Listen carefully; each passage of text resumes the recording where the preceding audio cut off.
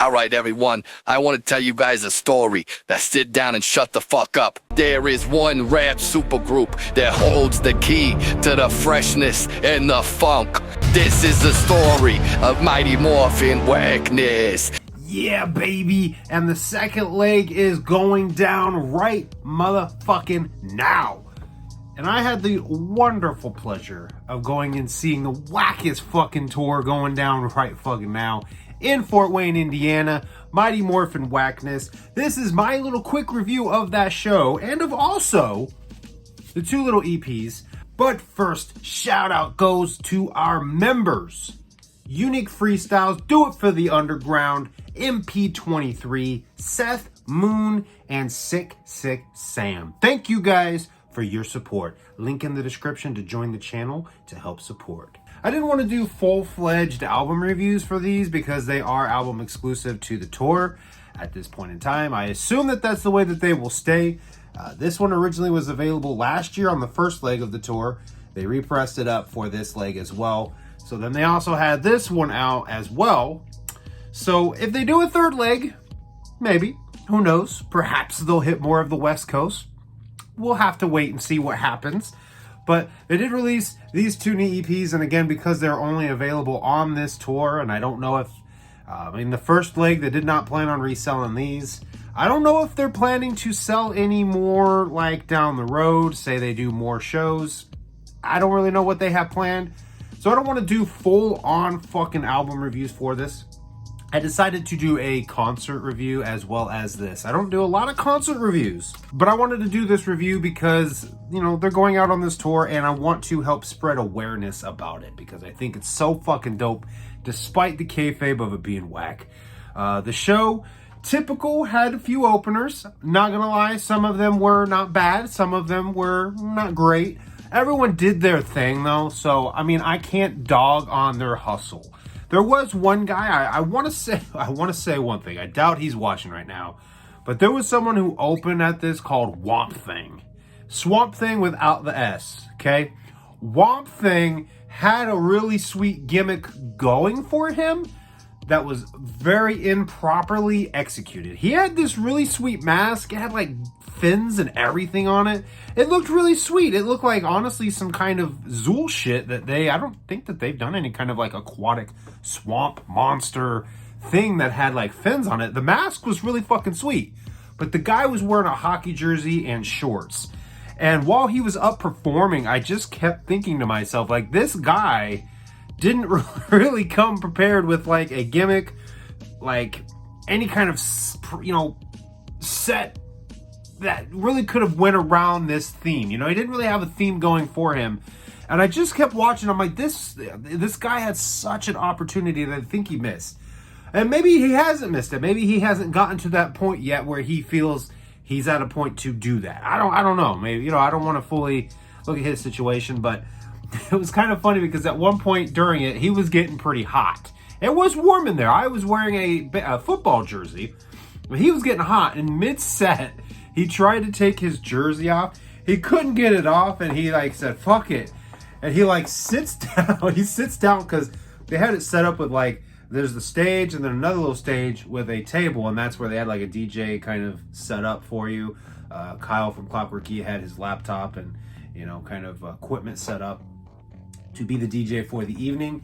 He kind of sat down. He sat there. He's like, oh, I'm fucking dying up here. He had a few moments where I'm like, is bro okay? So I don't think it was fully thought through. I literally know nothing about Womp Thing, but if for whatever reason Womp Thing is watching, like, know that I think you have potential. I think that you have really good potential. What I heard you spitting was pretty good. There was one song he performed that used the same beat, and I didn't catch the name of his song, but it's got the same beat that Gruesome used on his Gruesome's Locker last year. And unfortunately, because Gruesome already did that, I really liked Gruesome's song better from what I could tell.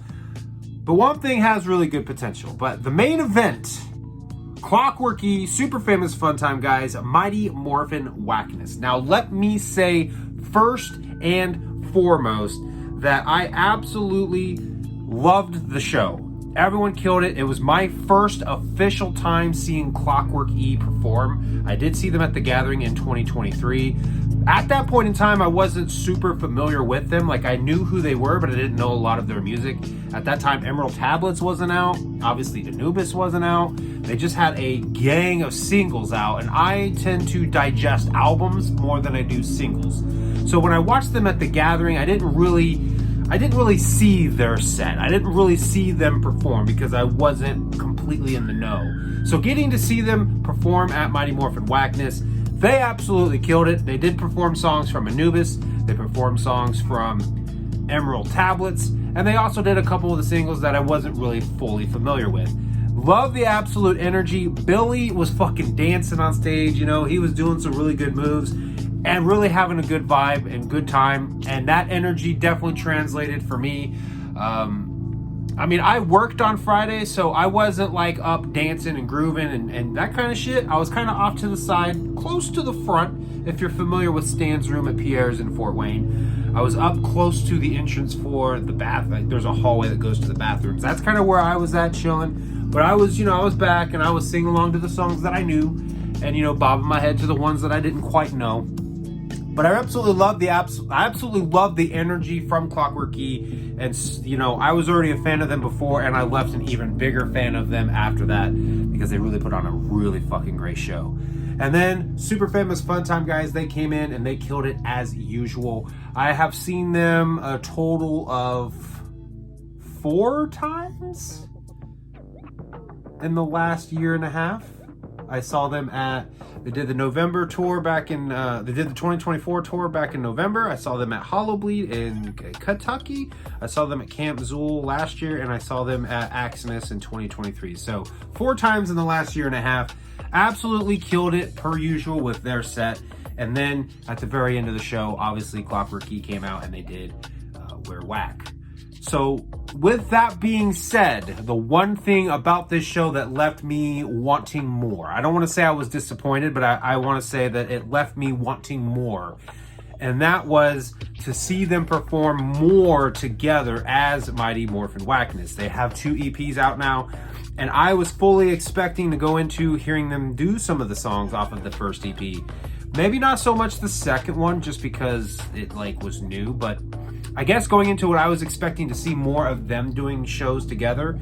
I liked the fact that they did their own individual sets. It was Clockwork E and then it was Super Famous Fun Time guys, which that aspect of it was fine. I think if going forward they're going to do a third leg, if I had feedback to give to them, it would be this, to maybe try to work out a set list. And honestly, it's crazy that I have this shirt on because I didn't even plan to have this shirt on when I did this review. I just happened to have it on and then thought I kind of want to do a review for this tour. Maybe do something sort of like Certified Psychos, where you have Clockwork E come on and do 5 of their songs, and then Fun Time comes out, you guys do 2 songs from Mighty Morphin Wackness. Clockwork E leads the stage, Fun Time does 5 of their songs, Clockwork comes back out, you do 2 more, Mighty Morphin Wackness, they leave, Clockwork E then does 5 songs from their discography, then they leave, and then Fun Time comes back, or you know what I mean?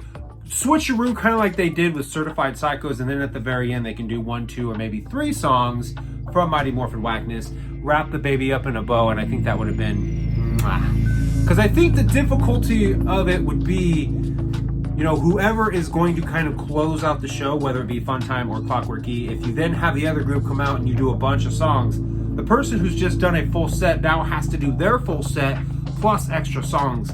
So I feel like doing kind of a rotating set like that would be easily the best way to work everything in and not have one of the groups be fucking burnt by the end of the night. So that is one thing about this show that left me desiring more. But other than that, the absolutely fucking killer show. Again, both Clockwork E and Super Famous Fun Time guys killed it per usual. Of course, before I left, I had to grab the CDs. You've seen them showed up there. Before I left, I did get to talk with the boys, Whipstick, 8 Legs, Billy D, and Kyle. Whipstick asked if I wanted the CD signed, and typically, you guys know, I don't always like CD signed on the artwork, and I've shared opinions about autographs where I think they're more meaningful when you go meet the person to have them signed. And having this signed from them and having like a story attached to it is really cool now. Because Whipstick asked me, did you get your EPs? I said yes. And he goes, do you want them signed? And I said yes. So I dug it out. He couldn't find a marker. He had to go on a hunt to get a marker. At the time, it was just 8 Legs and Whipstick there talking with me and Megs. Clockwork was kind of packing things up. So Whipstick went on the hunt for the marker. And I looked at 8 Legs. I was like, shit, I got to go find Billy and Kyle now and have them sign it. Whipstick comes back, hands me to it. He's already got their signatures on there. He's already got their autographs on there with a special little note on the back that says Kyle loves butts. So thought that was really fucking sweet and awesome. Really cool to have that memory attached to it. So if you are in the area or if you are in the vicinity of the Mighty Morphin Wackness tour, they're hitting up a few other places. They got a few more stops. If they're coming close to you, definitely hit it up just in case they don't go on a 3rd leg. And if you can't make it out, hopefully they do another leg. Honestly though, to be completely 1000% honest with you, I would love to see, like, I don't know what their plans are for Mighty Morphin Wackness going forward, but I would love to see this become like a regular thing where whether they go on more tours or they do more kind of event specific, like they're doing Mighty Morphin Wackness at the Flow. I would absolutely love to see them do Mighty Morphin Wackness at Camp Zool. I would absolutely love to see them do something like this at the Gathering. I don't know how likely that would be. Maybe that could be possible. Maybe they could, you know, work it in somehow if in the future Clockwork E gets booked at the Gathering or Super Famous and they're both there. Maybe they can jump on stage while each other are performing and like throw in a surprise Mighty Morphin Wackness thing. I would love to see Mighty Morphin Wackness be something that continues to stay in existence because I think that Clockwork E and Super Famous Funtime guys work really well together. Their chemistries mesh very well together.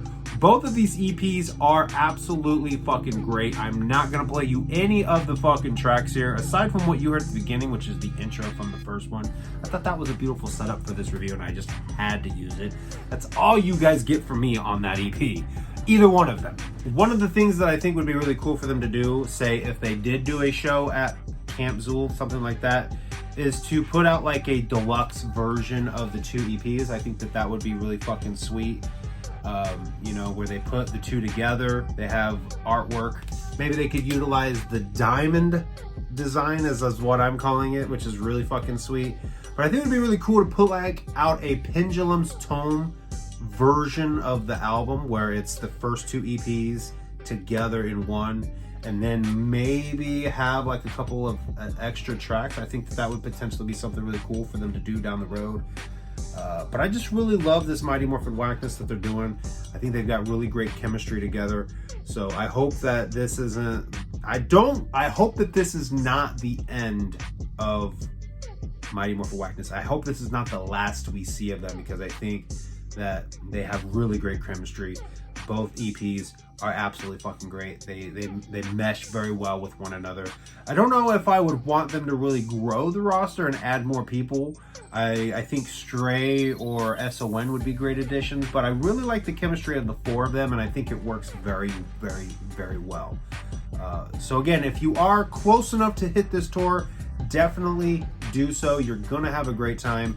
And again, hopefully this is something that is not going to hopefully this is not going to be the last that we see of Mighty Morphin Wackness. I'm hoping that they'll make appearances at Camp Zool in the future. Whether they go on tour or not again in the future is completely up to them. Like I said, I don't know where their head's at with it. I don't know really what they want to do. Obviously, they have their own individual groups. But I would love to see this become like a super group that every so often they have to come together and fight the Wackness and, you know, put out some dope shit because they're actually really fucking dope and they're not that whack at all and it's all just kayfabe. So, if you guys have been to the Mighty Morphin Wackness tour, whether it was the first leg or the second leg, leave your comments down below and tell me what you guys thought about it. If you've heard both EPs, tell me what you liked about them, what your favorite tracks are. I thank you guys for watching, and I will see you guys next time.